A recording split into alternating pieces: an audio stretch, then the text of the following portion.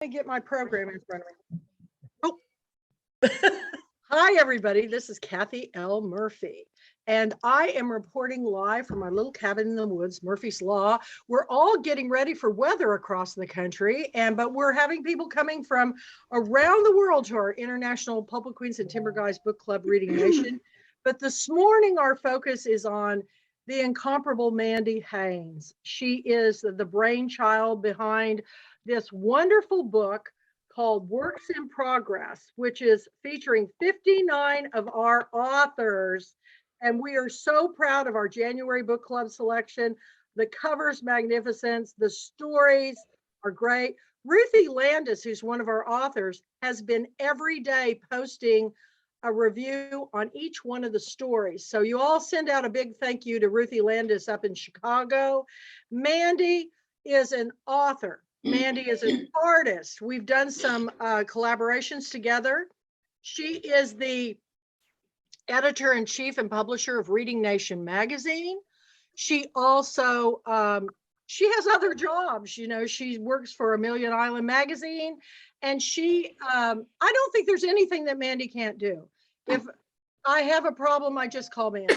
She's really tired of me right now. So I'm going to turn it over to her, and she's going to share with you our beautiful, beautiful book, Works in Progress. Thank you, Mandy. Oh, thanks, Kathy. I am so excited about this. So excited about this anthology. It turned out even better than I thought, and I knew it was going to be great. So to tell you what, how we came up with it, I'm so lucky with, COVID and, book events being canceled and stuff. I've made friends with some readers that I've not met yet on social media who send me messages every day asking how I'm doing, making sure I'm doing okay, wanting to know, how everything's going, drinking enough water and all that kind of stuff. And one day in particular, one of them ended a message with, what are you working on? What are you working on now? I'd love to read what you're working on. So just know it is how she ended it.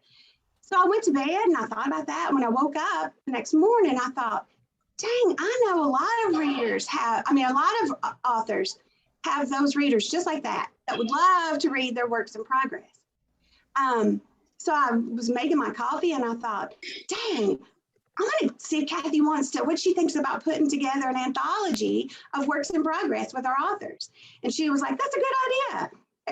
Not knowing what I was going to really do with it. So I sent an email out, and by the time I had my third cup of coffee, I had I don't even remember now for sure how many, but a lot of authors had already said they wanted to do it. So I got busy and did a call for submissions and some guidelines and just real loose, set it out there. And by October, we had over 60 authors submit their excerpts. And some of them,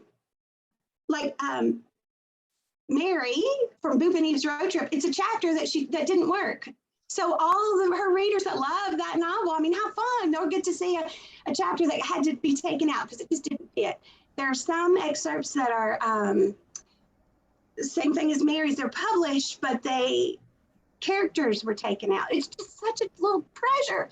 And then there are lots of works in progress that, people are actually actively working on now. And there are a few authors who they're things that they wrote years ago and they never found a place for them, but they held on to them. And well, now they found a place to get read. And so after I collected all the information, I was like, well, I never want to be a publisher. So it's like, I just want to make that clear because I think it was confusing to a few people. They were like, I published my own. I'm an indie published author. And so I did my 2 books, but I have that is no way. I bow down to Kim and Melissa, no way. I would not want that responsibility. It's, of knowing that somebody else's work. But this was different because I thought if we waited to find somebody and, have it and then to get somebody to do it, first of all, where will we get the money? because it was, where would that money come from? And, just what will we do? So I thought, well, shoot, I'll just do it myself. It all sort of happened like boom, boom, boom. So then I'm like, I'm going to do it myself. So I did the interior format, made the cover, and published it through Three Dogs Right Press. So we were able to get it out. Kathy said, well, Mandy, if you're going to be ready by January, we can make it the official pick. So I just rushed to get that done. And I just have to tell you, already the connections that this has made. For an example, I was ready to go, and it was ready to go. I was going to really promote the pre-orders on it and use the money that came in for pre-orders to buy cases to give to like the Pat Conroy Literary Center and to other places to promote the authors inside. Well, at the last minute, one of our authors, and this is fingers crossed, she found out that her what she submitted, it was under contract, and hopefully it's going to be published. So I had to pull it out, right? 500 and something words. I had to reformat the entire thing. So that kicked me off my, so what? Who cares? I'm so proud for it and so excited for her, But it did mess me up. I didn't have enough time to promote pre-orders like I thought. But Robert Gwaltney stepped in and said, hey, Mandy, let me buy the case to send to the Pat Conroy Literary Center. So, isn't that great? So already that quick, and it's like, and then other authors have stepped in, like Ruthie, reading all the excerpts and writing such beautiful reviews and promoting it. And every time I see another author who's pulled out somebody else's part and promoted, I'm like, this is just, it's already working out even better. These aren't even our readers yet. These are the authors doing that. Can you imagine once everybody's read this, what it's going to be like? So I'm just so excited. And after every excerpt, since I did it myself and I put the bios directly after each excerpt. So you get to see how talented these authors are. And just like what I do with Read a Nation magazine, some of the authors are new and they don't have a big following. And then you have authors like Carolyn Haynes and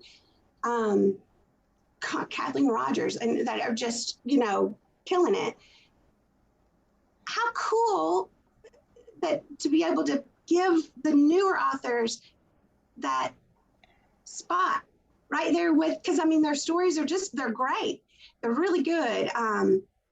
So I don't know. It's just so exciting. I'm just so proud of it. And I know what I'd like to do is, I don't want to keep just talking about it. I'd like to just open up to questions now and get some of the authors that are in it. I know they're here, and we can just have them talk about what it was like, the experience, the crazy experience. It was a little not very, I get a lot done, but I'm not the most organized. I don't know. I just, yes, you are, Mandy Haynes. My way, so it didn't work out. You are so organized, and perhaps they could read a little bit of their story if they're here this morning. I tell you, I think to hear these words, yeah. Is Francine Rodriguez? Oh my God! Okay, so y'all, this is one. This is because she's an author that I didn't know. I hadn't met her yet. I had her collection of short stories, and I just started reading them, and I'm like, who is this author? I loved it. Her excerpt. So let's see if she's here. That would be so cool. I'm here. Yay! I'm here. In body only. Let me turn to gallery, see if we can find where she is. I've pinned her, so are you there? I'm gonna take the spotlight off me. Can y'all see? Her visual's not working. She's just vocal. That's okay. We want to hear her voice. Okay, here's my voice. I just don't hear it coming in. We can hear you. Okay, can you hear me? Yes. Great. Okay, tell me. Could you read a little something, or you want to talk about your story?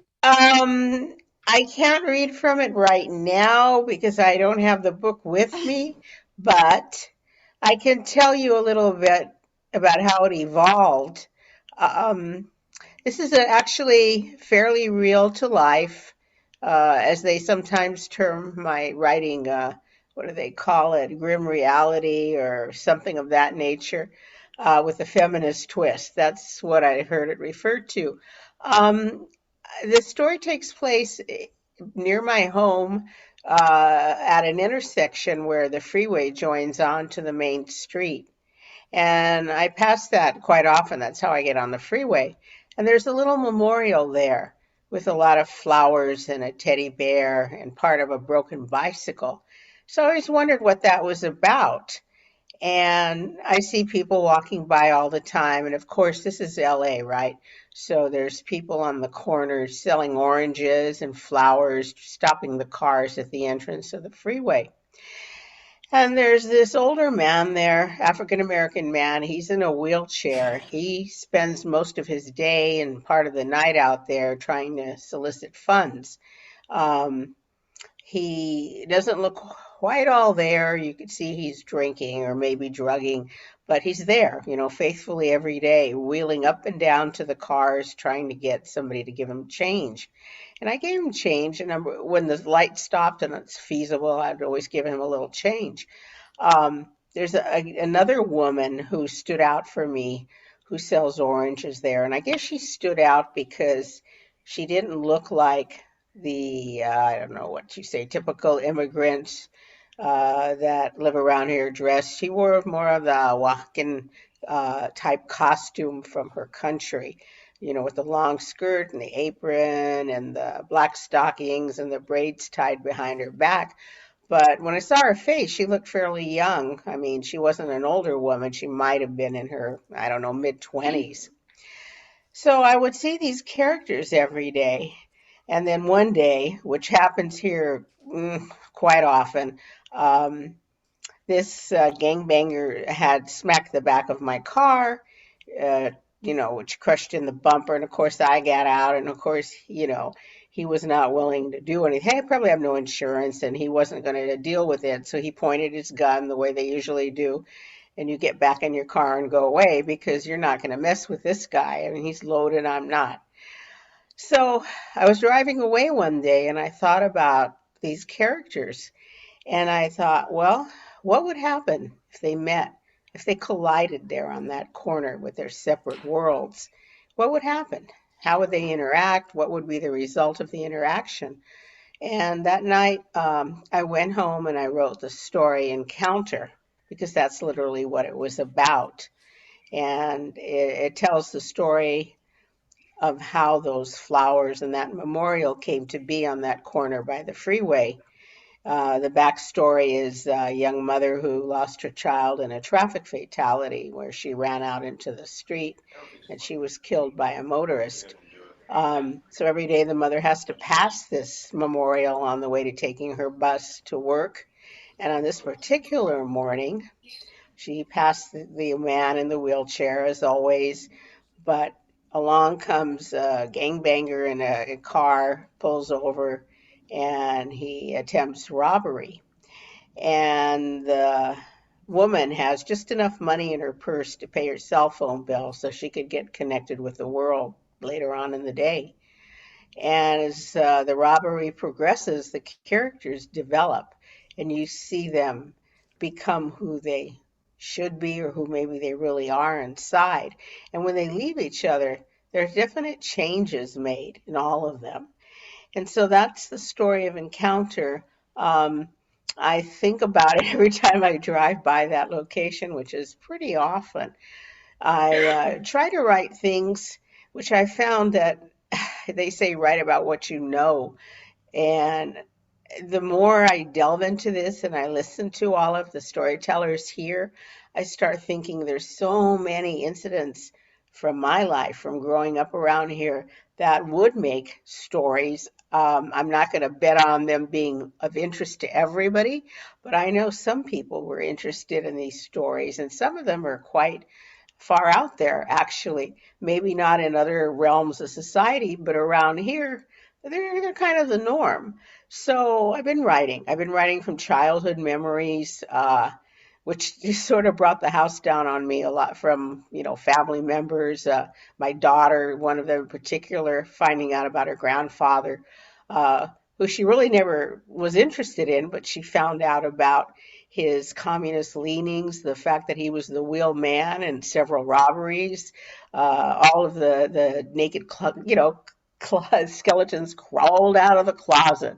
And I know for her that was very devastating. In fact, we haven't spoken since Oh. some of these things were written. Oh. But I think they are important to tell. I think these stories uh, not only are cathartic, but I think they develop some of the culture and history of this area because they're not always unique to me. There's experiences that people around here can identify with. And I'd like to preserve those for this generation because I was saying to one of the authors yesterday, I believe it was, my generation of Chicanos is dying out. I'm 70 years old. When I'm gone, there will be nobody to carry that quote unquote folktale lore tradition. And the iPhone, I guess, and what's the other game that's being played now will soon replace us. But I want to at least record it as a memorial for people to look back at. And you need to, Francine, because you're great at it.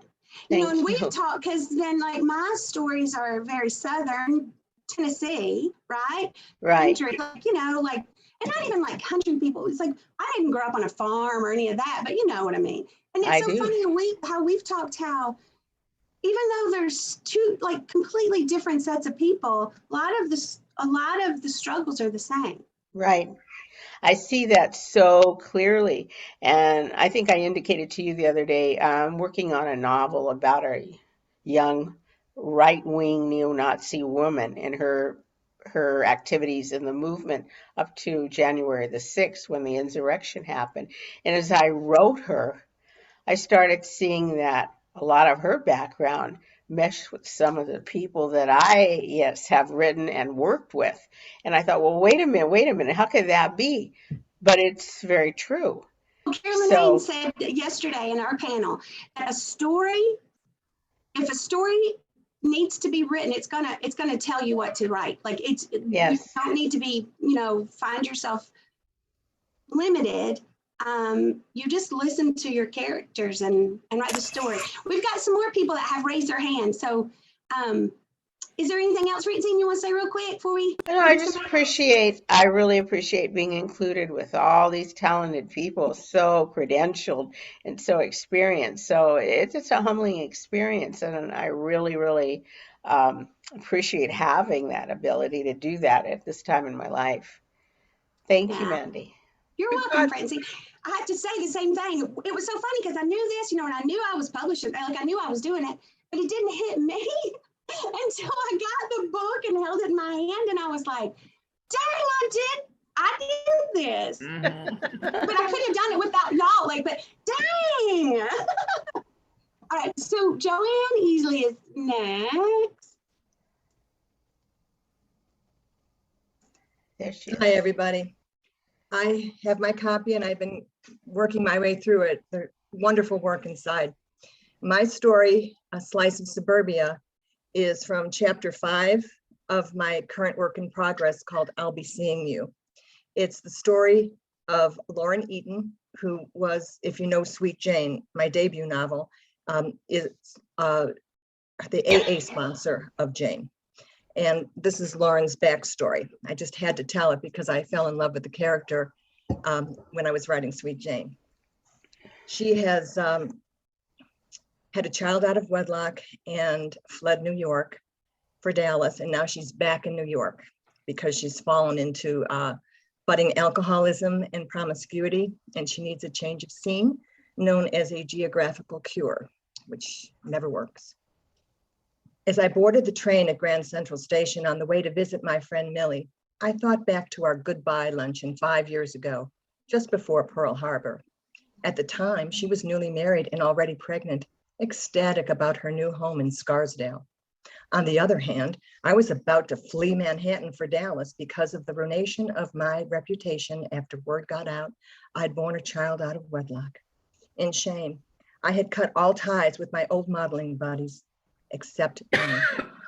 To tell the truth, I was apprehensive about the trip to Scarsdale, and it had nothing to do with my friend. How would I react to her children? I reviewed the details of her brood. Her eldest, Martin Jr., was 4. Millie had been pregnant with him when I moved to Dallas. Priscilla came shortly after, then Teddy, who had just started walking. The contrast of Millie's pre-marriage life to her current one was stark. The contrast to her family and my lack of one, equally so. I got off the train at Scarsdale and noted the Tudor style of the station. Millie had gone into rhapsodies about the Tudor architecture of her Scarsdale home. As I followed the directions to her home, it was only a short walk. I had more than my fill of the style. Strolling up the drive, I saw a tricycle on its side among assorted playthings. I glanced at the door and noticed 3 little faces and 6 pudgy hands pressed against the sidelights. Good grief. The children disappeared, and moments later, a flustered Millie, dressed in a chenille bathrobe, opened her door. Her face was shiny with cold cream and her hair was in rollers. Oh, Lauren, you look like you just stepped off the runway. I love your suit. Lilac is the color this spring. And purple suede pumps and a matching hat. Gorgeous. Come on in. I did so gingerly. The 3 tots circled me like I was prey. I forced a smile and stated the obvious. You're not ready. What about lunch? Did you make a reservation? Yes, no. It's a long story. My sitter canceled. Find another one.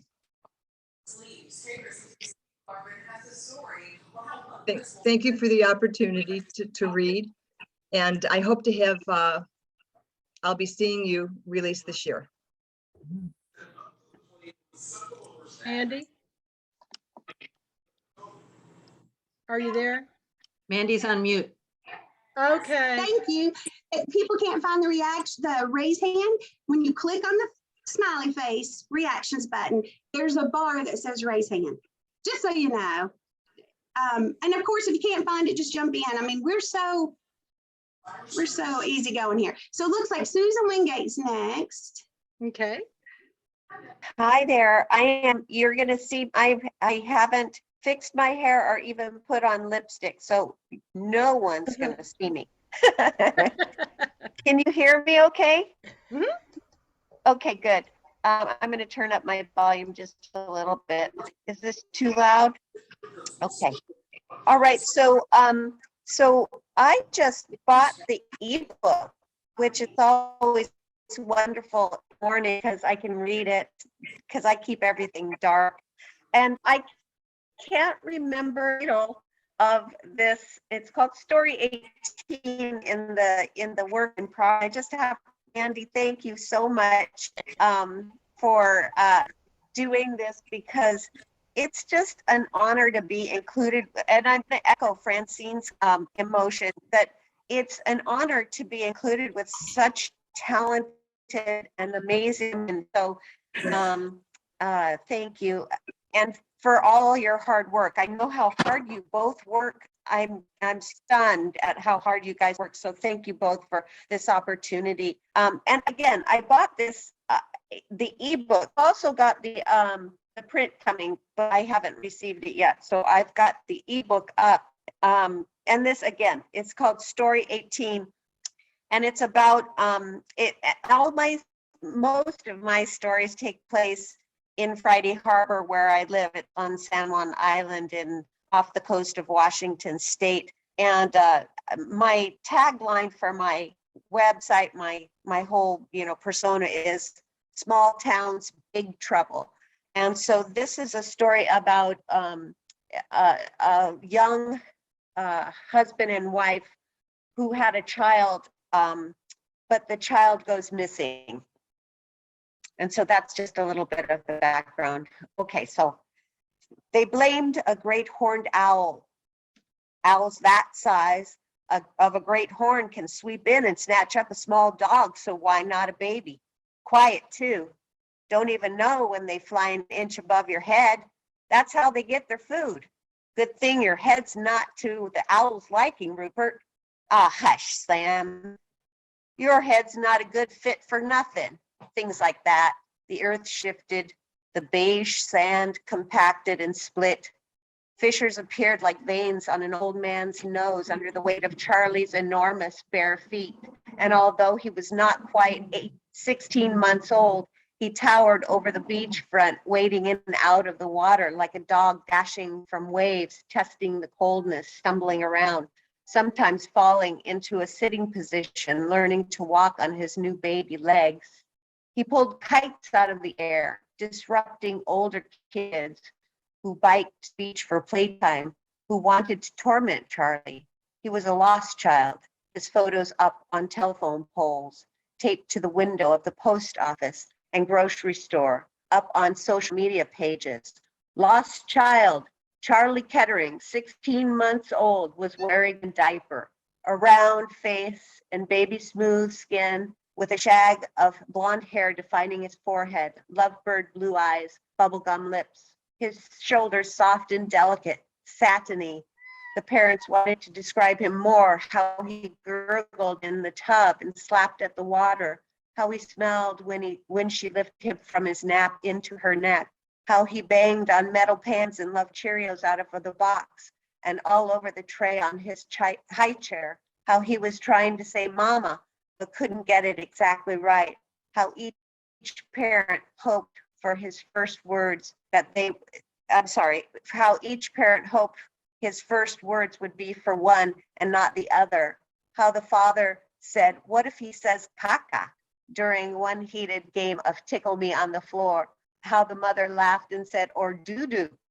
They set their expectations high, walking him through the obstacles of life, expecting so much, demanding little, a spoonful of strained peas, some peaches. Try this bean burrito, Charlie. Good. Hoping he'd excel in school and sports and math, to become an astrophysicist. That was the father's hope. Or a doctor. That was the mother's. And that, it goes on. And of course, this is the unedited version. But it was so much fun, and it was a little frightening actually to put out a work in progress because it's raw, because it's draft.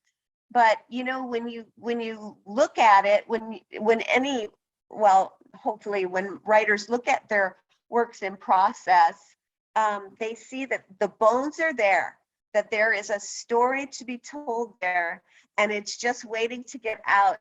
Even if you step away from it for a little bit and go back, it's there when you come back to it. And it's so much fun to revisit those characters and to live in their shoes again. And of course, a lot of my stories have a sad situation at the core, but and the hope that might be by the end of the story. So it was a little frightening to do what this. you just said about the work in progress being raw and how you hope all the other authors get it, but the readers too. That's what I wanted with this, that the readers kind of see.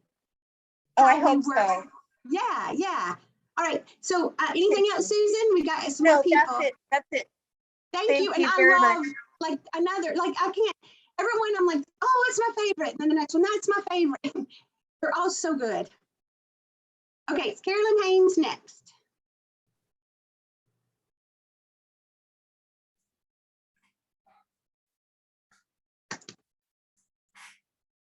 Okay, guys, I'm not going to read very long at all because I know there are a lot of people waiting. And mostly I just want to tell you, this book, I'm bringing it back. This is the old cover from Dutton. I'm bringing it back. There are 3 books in this. It's called the Jetskill Trilogy.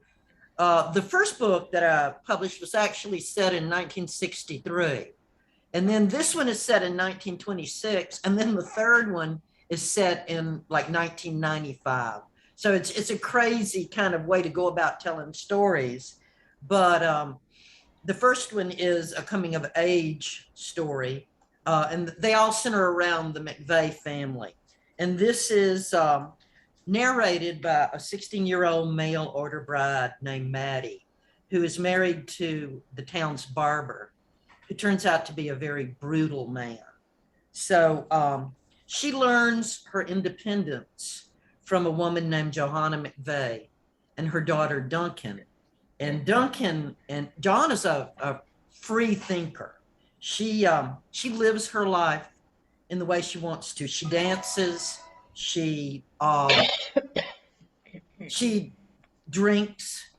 She's married, but she doesn't let anybody push her around. She says what she has to say, and the town just hates her. So Duncan is at a birthday party, and she's named after Isadora Duncan. And she decides to dance the Charleston in the yard. And she has pulled a gramophone in her little wagon up to the house. And so she cranks up the gramophone and she starts dancing. And out of a clear blue sky, lightning strikes her. And she isn't killed, though. Her mother saves her life, but she's badly burned. And in the recovery process, her mother puts a rocking chair in the wagon, puts Duncan in the rocking chair, and Pecos the rooster rides on the back of the chair, and they do their business in town. But when Duncan comes back, she has a gift. She has the gift of prophecy, but she can only predict drownings. So everyone in town thinks that she's been touched by Satan. And that is where the title Touched comes from. And so I'm just going to read a couple of paragraphs to give you a sense of my voice. In the airless zone of Southeast Mississippi, July is only the promise of things to come. The last comfort of June's cool nights are gone, and August is building, slowly in the shimmer of the sun. The days grow long and hot with no relief in sight. Mosquitoes and copperheads lurk in the coolest shade of the piney woods. It is only dawn and dusk that are bearable. I can still feel the touch of a July morning on my skin when the grass is soaked in silver pellets of dew and the first slanted white rays of the sun burn the green pine horizon into a dark, grainy day. Even now, some 20 years later, I remember exactly. The date was July 1st, 1926. By midday, the sun was riding high in a sky bleached as pale as old lace. The air was as much water as gas. Standing in my kitchen, I could barely draw breath. I folded the box of taffy clothes and tied it with a red string Alika had brought me from the barber shop. From his seat at the kitchen table, he watched. He'd finished his lunch and pushed the plate back, satisfied with the zipper peas and okra and the cornbread I'd made. In a week of marriage, he'd found no fault with my cooking. Tell Miss Annabelle I said happy birthday, he said as he pulled up his suspenders, snapped them into place on his muscled chest, and reached for his coat. You look nice. I was shy with him, still trying to find where I fit in his life. He was the handsomest man I'd ever seen. It hurt to look at him, and I couldn't bear it for more than a few seconds running. So that's our 16-year-old narrator, the mail order bride. It is a dark story. And the first one in the series, Summer of the Redeemers, is, as I said, 64, and then Judas Burning.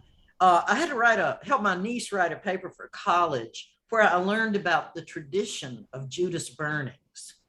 And I was so fascinated by it that I created a whole book around this little tidbit of fact that I had learned.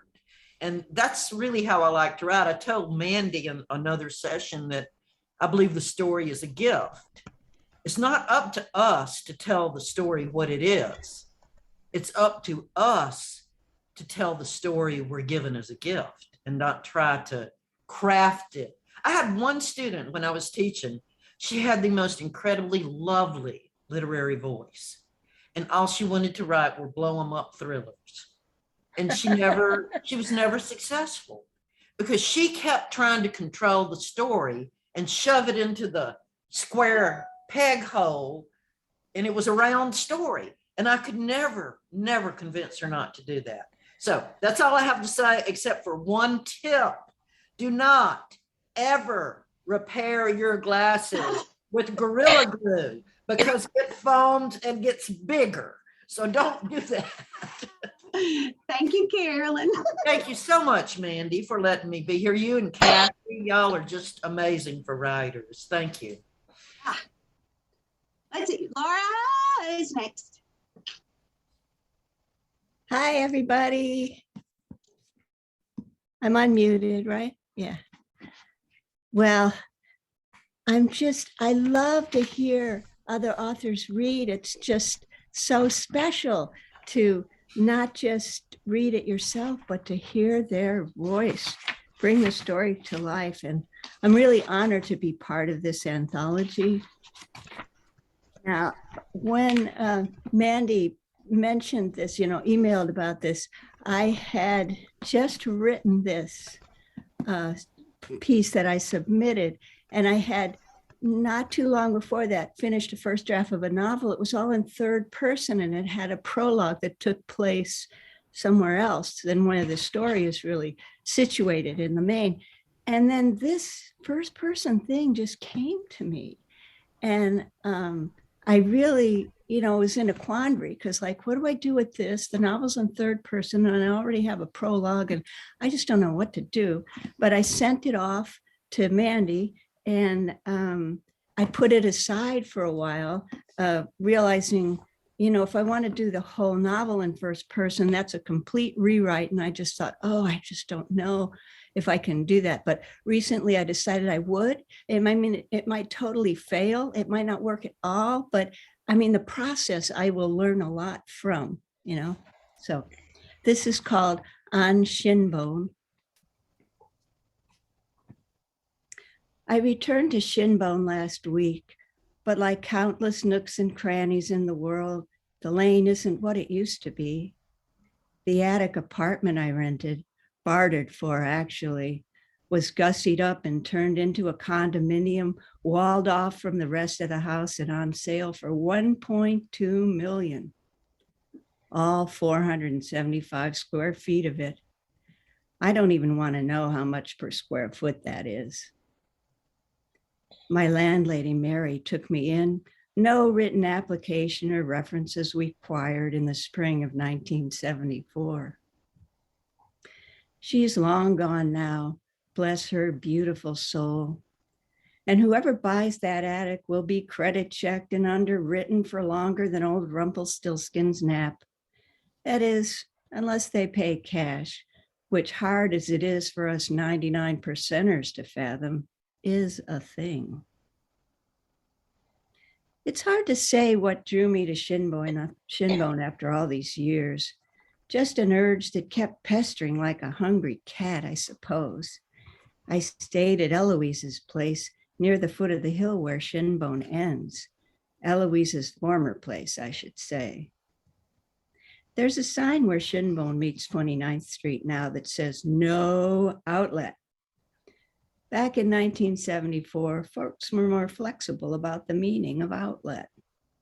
Members of Shinbone Friends, formed because no neighborhood nearby would claim Shinbone as its own, would never have let such a sign stand. Most everyone who lived along the 2.5 blocks of unpaved freedom belonged to that group. Old timers, young families, misfits, and transients, some more active than others. Eloise's cottage is now an Airbnb that cost me a pretty penny for a 2-night stay. The interior is hard lines in black and white with chrome accents. I doubt it looked anything like that when Eloise lived there. I can't say for sure because Eloise never invited me inside.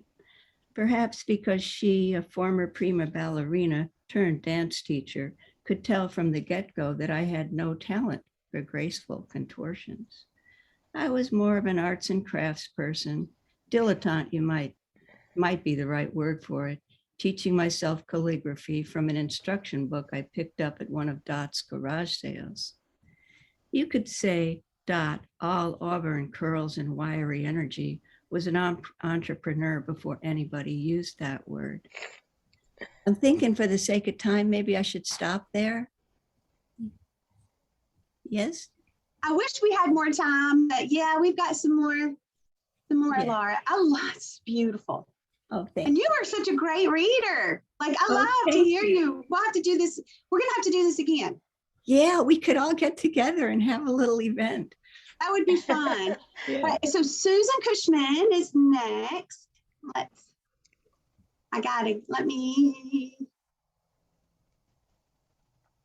Okay, Susan, think I start can hear you. talking so I can grab you. I think I'm unmuted. Can you hear me?